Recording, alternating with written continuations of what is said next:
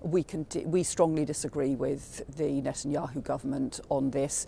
I think there will be no stability for the region, there will be no security for Israel without the work towards the two-state solution, and that's why it's so important that we all continue to press for that, as well as the obviously immediate actions in terms of the immediate ceasefire that is needed in Gaza and the urgent work needed across the region, not just for the security of Israel, security for Jordan, for Iraq, for our other partners across the region, to prevent the escalation as a result of this attack by Iran overnight. Well, joining us now is the Shadow Home Secretary, Labour's Yvette Cooper. Thank you very much for being with us. Good morning, Adam. Good morning. Now, we understand that British planes took part in the defence of Israel against the Iranian attack last night. Do you support that?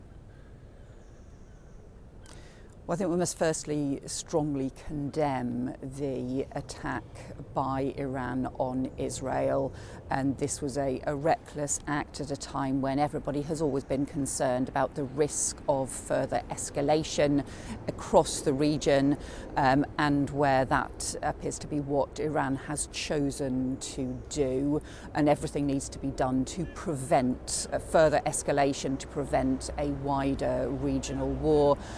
If we understand that the UK, the RAF, was involved in defensive action to prevent these strikes. That is really important as part of trying to maintain peace and some sort of stability towards the important work that needs to be done in the Middle East. So, of course, we would support that, but we hope that the Prime Minister will make a statement about this in Parliament on Monday. I mean, you say maintain peace. There is, of course, no peace in the Middle East. Where do you see things going from here? Labour has called for an immediate ceasefire, but has linked that to return of hostages. Would a unilateral ceasefire by Israel help? We continue to call for an immediate ceasefire in Gaza. It's devastating. We have seen the number of people killed, the number of women and children killed, and to call for the release of all of the hostages and also the immediate access of aid, humanitarian aid, because there is a humanitarian crisis underway at the moment in Gaza, and urgent humanitarian action is needed. We continue to call for that. This is really important. We have to also prevent this escalation into potential wider regional conflict, and that's what I think is a much greater concern as a result of these actions by Iran last night. So we know that in the long term, the only way of getting some kind of stability in the Middle East is to work towards the two-state solution, which includes both the security for Israel but also recognition of Palestine as a sovereign state as well. And of course, all of that starts with the immediate ceasefire that so many people have been calling for, but it also has to include the urgent diplomatic work that is underway and that is needed now to prevent escalation in the region with these destabilising actions from Iran, which has been working to destabilise the region for a very long time. But Netanyahu and the current Israeli government have flatly rejected a two-state solution. We strongly disagree with the Netanyahu government on this. I think there will be no stability for the region, there will be no security for Israel without the work towards the two-state solution, and that's why it's so important that we all continue to press for that, as well as the obviously immediate actions in terms of the immediate ceasefire that is needed in Gaza and the urgent work needed across the region, not just for the security of Israel, security for Jordan, for Iraq, for our other partners across the region, to prevent the escalation as a result of this attack by Iran overnight. Yvette Cooper, I mean, you've obviously said there that you strongly disagree with the Netanyahu government. Should he go? Is it time for a new government in Israel?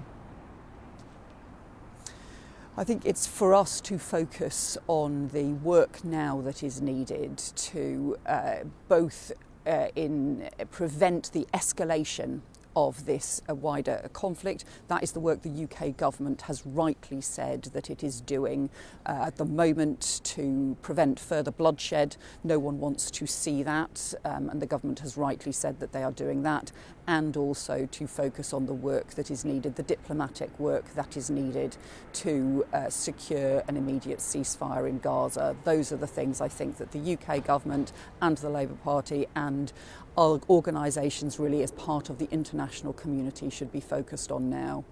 You're warning today that we become desensitised to violence against women and have some measures to deal with that. Kemi Badenoch, the Equalities Minister, has written in the Sunday Times saying that there has been cowardice displayed against the trans ideology. This is in the light of the Cass inquiry, which of course also led to violence against women and children. Do you think Labour is guilty of being part of that cowardice? No, I think there are a series of different points here. The Cass review is very important. It is an evidence-based review, rightly, and should be a watershed moment for the NHS to make sure that there is proper evidence. And it is, I think, obviously very distressing that young people and children have been let down by not having that evidence base, the same kind of evidence base that we would expect everywhere else in the National Health Service. Well, one of the points that's also made as part of the Cass review is about the importance of actually being able to focus on the evidence rather than getting the escalation into the sort of toxic debate that we have sometimes seen on this. I mean, I understand that. That's what I think it's really important to do. Would there even have been a Cass review if Labour had been in power, bearing in mind the commitment so many in the Labour Party had to what is called trans ideology? Well, again, I think this just should be approached in a common sense way. As we know, there's a difference between biological sex and gender. But the issue is it hasn't been, and I just wonder whether Labour is implicated in that.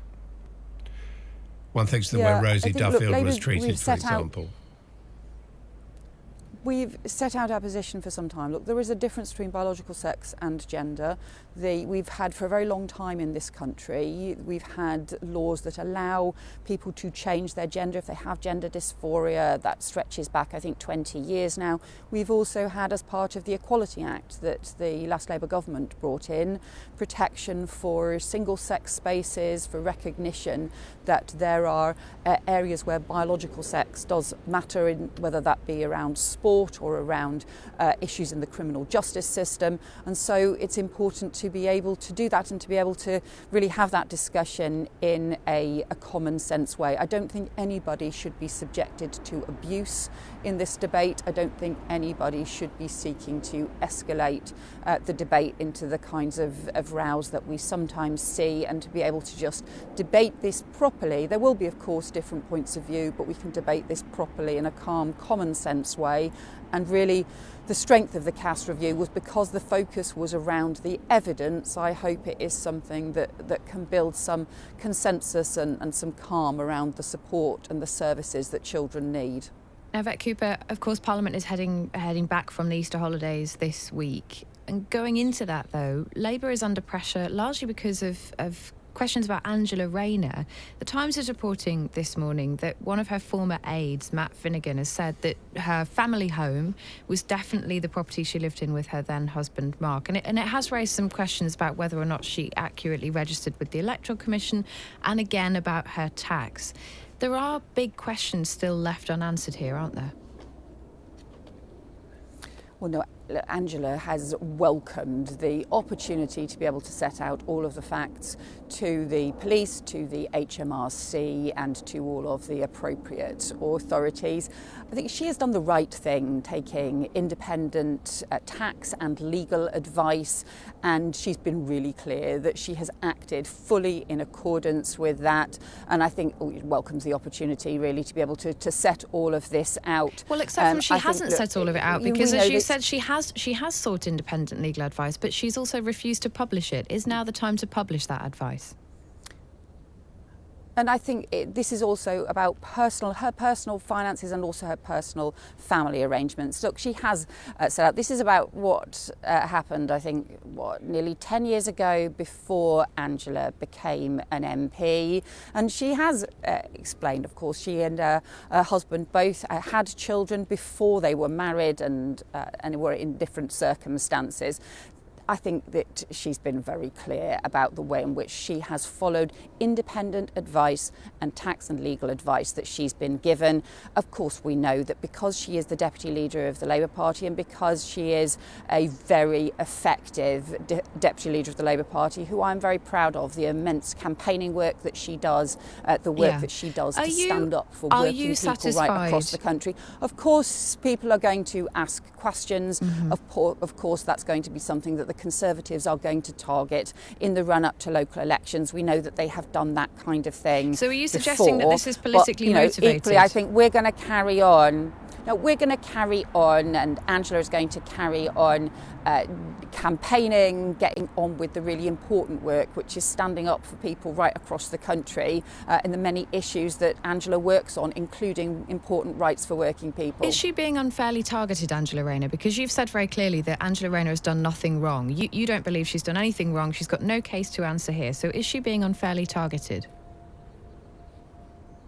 Look, we know that the Conservatives have, we had this obviously when we had all the questions that were raised about Durham, which ended up obviously coming to nothing. We know that this is something that the Conservative MPs have raised this continually. The issue in the end is that Angela very welcomes the opportunity to be able to set out the whole situation for the police and the HMRC. Those are the appropriate authorities, and then hopefully that will just put an end to all of this for events that happened nearly 10 years ago. I just do think that, she is a brilliant deputy leader of the Labour Party. We know that in this political turbulent time in the run-up to elections, of course, the Conservatives will, right. Okay. raise questions, they will make points, they will make just political be clear, points. Is it an appropriate use of police time for them to take up this complaint for a second time after an intervention by a Conservative MP? So I'm obviously the Shadow Home Secretary. You would not expect me to comment on police decisions about the use of their time. I think that, as I've said, Angela welcomes the opportunity to be able to set all of this out.